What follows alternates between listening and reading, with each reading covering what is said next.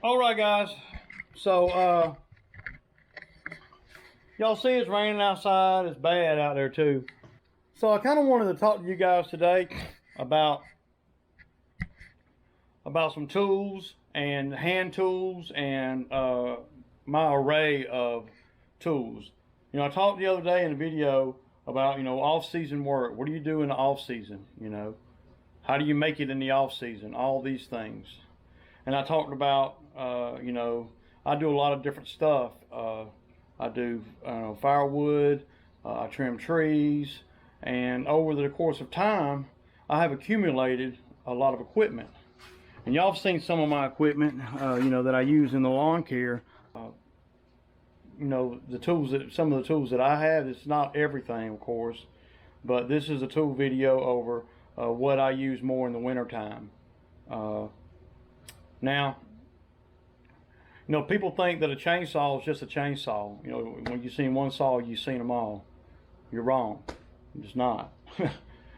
So, y'all know I like steel stuff, and what got me onto the steel stuff, the weed eaters and edgers and blowers, is the fact that steel makes a good product, man. They make a good product. So with that being said, it's just, of course, I'm gonna, when I buy chainsaws, well, if steel makes a good weed eater, that they make a damn good chainsaw, because that's really what they're known for. Chainsaws and professional chainsaws, and regular chainsaws. So let me put this camera down so I don't have to. So at the end of the day, a good chainsaw is expensive, especially when you're using them to make money. And in the beginning, and pole saws and all the like. Now, I kind of want to show you guys some of the saws that I have that I use in the off season, where they take the place of weed eaters and blowers. Well, I use some blowers, but I do a lot of tree trimming and things like that.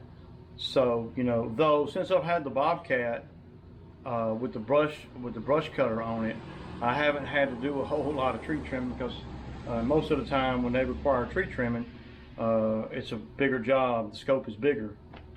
So let's just go through a couple of these saws real quick, kind of show you what I'm working with here. Now, first off, we got the Husqvarna 365 SP. Now, this is a good saw. It's got a 24-inch bar on it. It's 70 cc's. And in case you guys didn't know, 70 cc's is,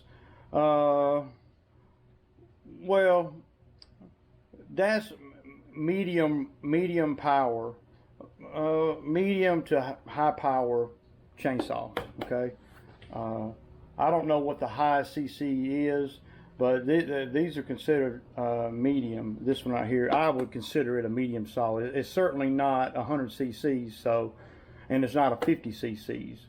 So, cc's being what I look at when I'm buying a chainsaw, other than the price, So this Husqvarna makes a damn good saw. They're known for their chainsaws too. Now, I don't know about all their other stuff, but I know their chainsaws are top notch. They're right up there with steel. They just are. My dealer don't carry Husqvarna, but I bought this saw. This saw's, I don't know, 10 years old maybe. Runs like a beast, man. It's like 71 cc's. Now this saw right here, this is, let's move on down the line here. This saw right here, this is a MS290. Now it's just your basic saw that Stihl has. It's probably one of their best sellers. It's kind of a farm ranch. I don't know that it's all the way professional, but it's right at the borderline. They call it a ranch saw, a farm saw, but it's got I want to say 53 cc's of power, not sure, you know, but it's not as powerful as this one by a long shot, y'all. Okay, so moving on down the line, and this is the new saw I just got the other night. Y'all by now have seen the video on this, and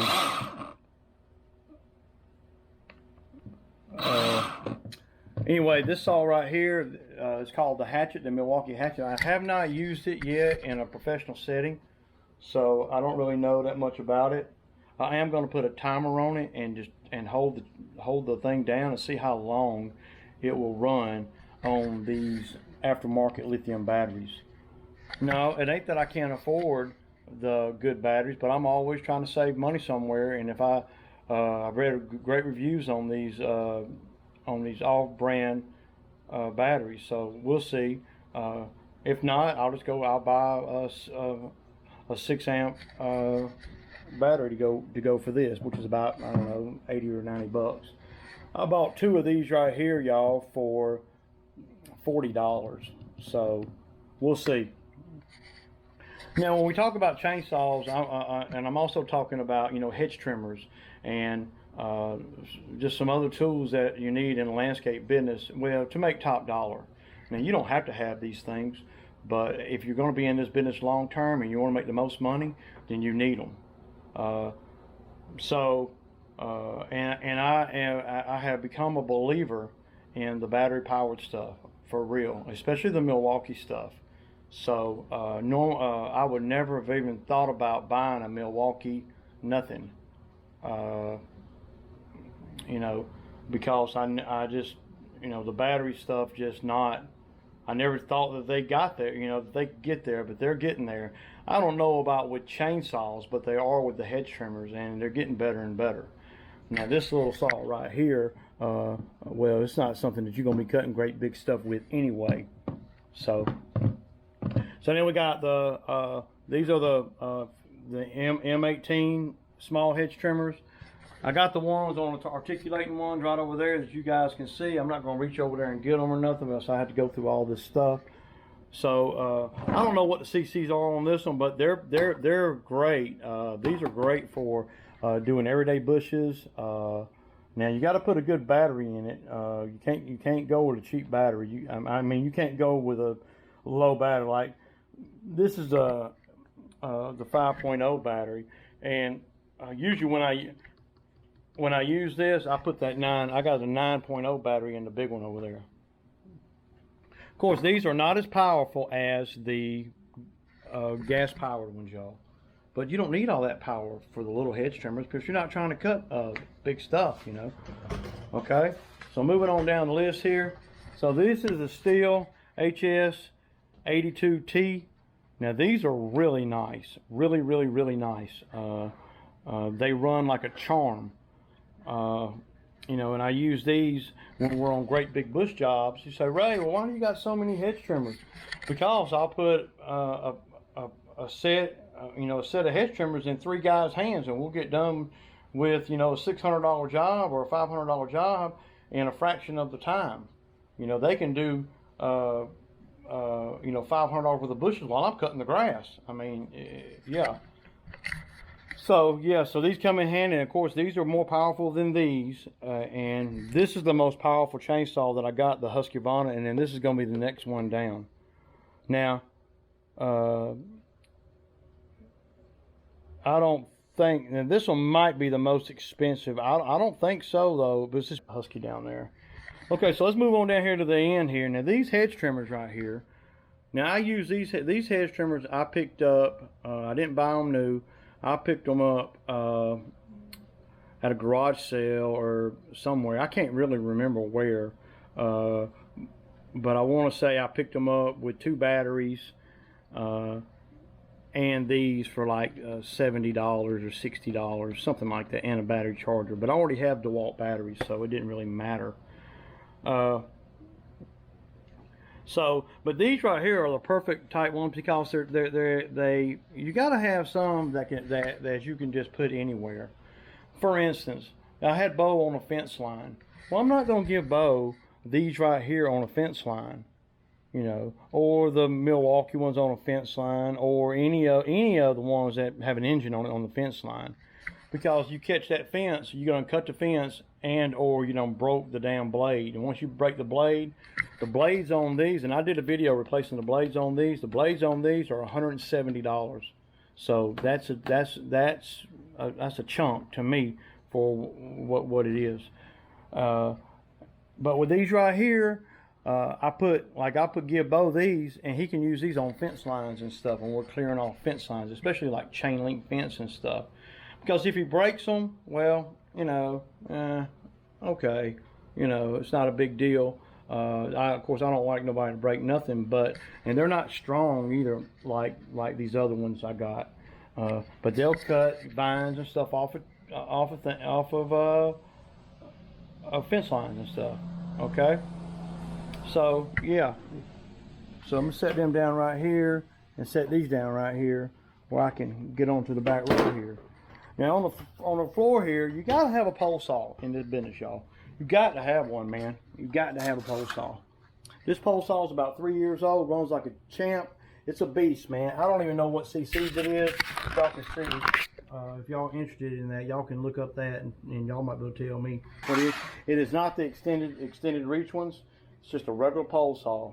I had extended reach ones, and that's what all that stuff's hanging on. See that pole up there that everything is hanging on? That was the first pole saw I ever got. It was extended reach, and well, it broke years ago, and I just, you know, I never throw these things away, dude.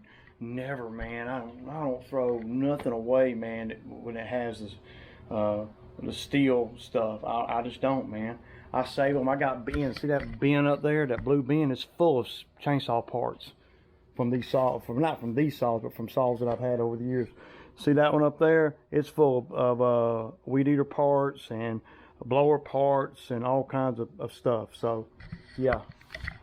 So now let's get on in here to the real deal here. These saws right here are the ones that I use more than any other saws. Okay, so let's start off. Now you would think that the ones back here would be the most expensive, considering it's the biggest one. It's not. These saws right here, this 201 TC and the 201 T and this other 201 T, these are probably the most expensive ones. Roughly $750 each. $750, $750, $750. And these are roughly $350 to $400 each. Now, they look the same, don't they? They're not. I believe these right here are 36 cc's. These three. And I believe these are 30 cc's. But these are just built much better. These saws, this is, if I'm going to, when I pull up to a job and I knew I need a chainsaw, and man, you know, you might not need this many saws, but you got to keep in mind, I do firewood, so we're cleaning up trees. And I didn't used to have a Bobcat. So, you know, as I made money selling firewood, I'd buy a chainsaw, you know. And back in the day, y'all, I actually traded a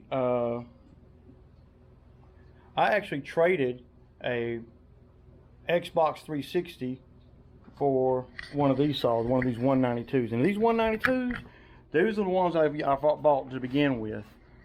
You know, now these probably aren't the ones that I originally had, because I've had a bunch of chainsaws, y'all. These are all the ones that run. Everything that you see here that I'm showing you guys runs. Nothing is junk. Everything, I can crank up any of them right now and use them. Now I might need to sharpen the chain on a couple of them, but yeah. And you'll see that, like, on this one right here, that's a 14-inch bar. This right here is a 12-inch bar. I like the 12-inch bars on these saws, man. Especially on the 201Ts. Because it gives you no drag, and they're so freaking powerful, man. They're top, all these are considered what they call top handle. You know, you can hold them like this, and you can cut like that, you know. You don't have to have two hands on them, you know. So now these over here, but you got to have two hands on these. because they're heavy. And now this one right here, well, this one right here is gonna help me out when I'm doing, like, you know, trimming little branch, like when we do bushes at people's houses, I trim branches off and that kind of thing off of small trees and stuff. That's perfect for that. So yeah. But the 201T, this is considered their climbing saw. You know, for climbers, it's their most expensive saw, pound for pound, that they sell. I believe it's not their most expensive saw, but it's their most expensive small saw. It's their commercial line climbing saw, and I think that they can come with a 14-inch bar, y'all. But of course, like I said, I put the 12-inch bars on them, and you'll notice that these bars on these right here are not the skinny bars. They're not the I want to say 4.2. They're the 5. They're the 5. They're the thicker bars. Now I put that on this one, but I had to change the sprocket out, which ain't a problem, you know, because it was coming with a skinny chain. The same way with the pole saw, I put a thicker chain on the pole saw. I don't like those real skinny chains. And anybody that does tree work, y'all know what I'm talking about. The Milwaukee hedge trimmers there, it's got, you know, you can change the head on it. I got the pole saw adapter for it, and it definitely is the 0.42. Don't hold me to that, 0.42 chain and bar. Real skinny. Okay, so. But these right here are top of the line, man, if you ask me. And well, the price, usually when you know, not all the time, but usually when you're buying things like this, like I would have never bought these right here if I had not bought these first. See, buying these first made me see what all I could do with this size saw. And I believe, I don't know for sure, but I believe the 201T is a little bit heavier. I know it's a lot more powerful, and it's built better. There's a lot of things about it that's just built better. But I would put any of these saws right here that you see right here, especially these the 201Ts, I would put them up against any 16-inch bar saw that you know, because for me, once I go up, if I need a bigger saw than what these will cut, the 14-inch or the 12-inch bar, then I'm going to something like this. There's no middle ground. I'm not going to a 40cc or whatever. I'm going straight up to the big boy, to the 20-inch bar, 16-inch bar, 18-inch bar. I'm not gonna do all that just because I know a 20-inch bar is gonna give me everything I need that these can't. So I kind of just wanted to show you guys what I'm working with here, and y'all see my equipment, you know, all the time, but I don't really go into detail about why this and why that. I have a couple of the bicycle brush cutters, bicycle handle brush cutters. The steel stuff's just real tough, man. Now, and my dealer is real close by, you know. Now that Husqvarna saw right there with a 24-inch bar, that's a beast, man. So when you're doing firewood, I did firewood for years, y'all, with a 20-inch bar saw, because at the end of the day, it's 20 inches. And then you can go on to the other side and cut another 20 inches. So you can cut 40 all day long with that 20-inch bar. I'm just saying, you know. And once you get into great big stuff like that, if you get into 40-inch, 50-inch, you know, 60-inch trees, well, it's too much work to cut them anyway for firewood. There's not enough money in it for that. Your expenses start overweighing your, you know, your expenses start getting up there, because these saw, once you step up from this 20-inch saw of steels, you going into a you know, $1,000 saw, or you know, $900 saw. Now, I bought that Husky off of an old man back when I first started my business. I did not buy it new, but I want to say I gave about $400 for it. I bought it off the internet. A guy was selling it. I saw it and I went and looked at it, and it was an old man. And you know, the rest is history. I bought it, and that was been about, it's probably been 10 years ago. So, I mean, it'll fire right up, y'all. All these saws run. So then y'all see the weed. These are the weed eaters that I use. Y'all know that there's the 94Rs. There's two of them there. Then I got some 91s, and I got the Edger. This Edger right here on the very end, it's about 6 years old, and the engine went out this year. So I probably won't be replacing that, but I'll keep all of that because the carburetors and everything is parts and all. You know, I could have another engine put on it, but why would I do that? You know, when I can buy another Edger for, you know, not much more than that. So, and y'all see, I got that's Stihl's top hedge trimmer. At least that was when I bought it. That one right there. And then I got another set of hedge trimmers right there, you know. And then I got the Milwaukee hedge trimmers right there. And I'm gonna be honest with you guys. Ever since I bought the Milwaukee, those hedge trimmers right there, I haven't even used the gas power ones unless I got two men doing bushes. I'm just saying. I feel good about having the gas power ones with us when we're doing bushes, but you know, it's not. I never have to use them because the Milwaukee stuff just lasts so freaking long, man.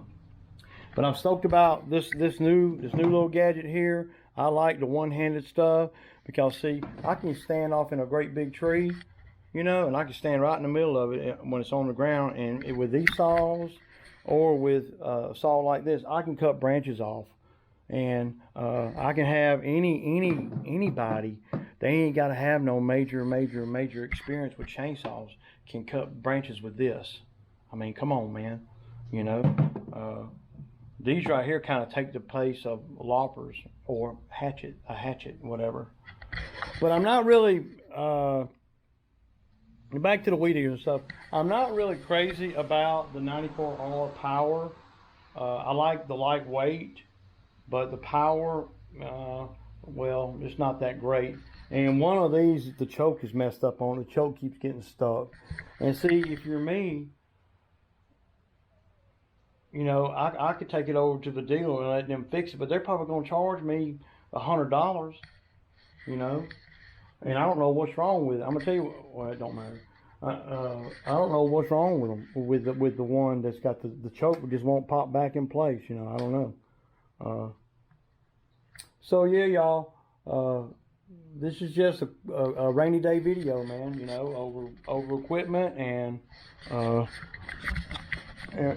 what it takes and the kind of tools that you can accumulate when you stay in the business and you're dedicated to the business. You know,